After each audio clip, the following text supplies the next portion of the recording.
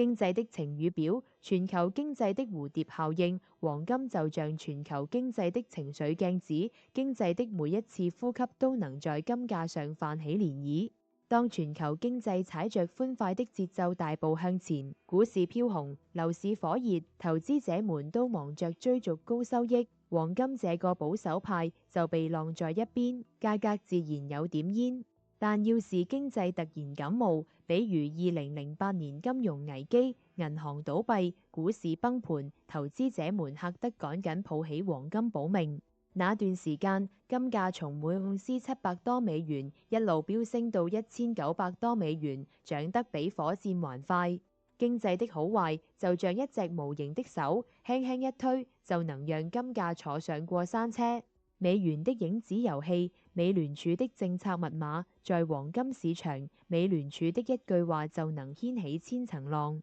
作為美國的央行大佬，他的貨幣政策就像牽着金價的風箏線。當美聯儲宣布降息，大量美元像洪水一樣湧入市場，美元變得不值錢，以美元計價的黃金就跟着水漲船高。還記得2020年疫情爆發，美聯儲緊急降息到接近零利率，還搞起量化寬鬆。那段時間，黃金價格一路衝破2000美元大關。可要是美聯儲加息，美元變得搶手，黃金就只能黯然失色。美元和黃金就像一對歡喜冤家，一個走高，另一個準得走低。亂世的風向標，地緣政治的火藥桶，只要世界上哪個角落響起槍聲，黃金市場就開始躁動。俄烏衝突爆發時，全球投資者的心都提到了爽子眼，資金一股腦地往黃金市場湧，短短幾天，金價就漲了好幾個百分點。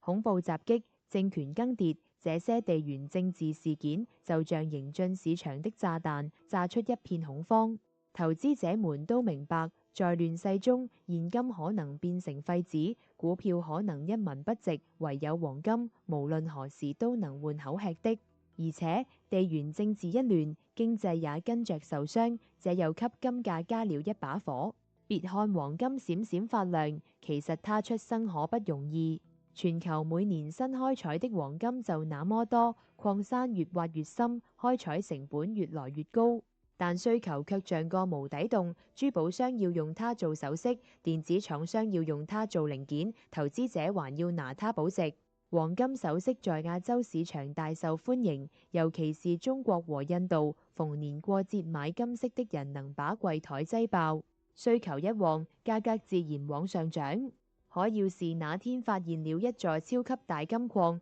供應突然增多，金價又得低頭。黃金價格的波動就像一場沒有劇本的大戲，全球經濟、美聯儲政策、地緣政治、供需關係輪番登場，各自扮演着關鍵角色。對投資者來說，要想在黃金市場裏乘風破浪，就得練就一雙火眼金睛，看懂規則的人才能笑到最後。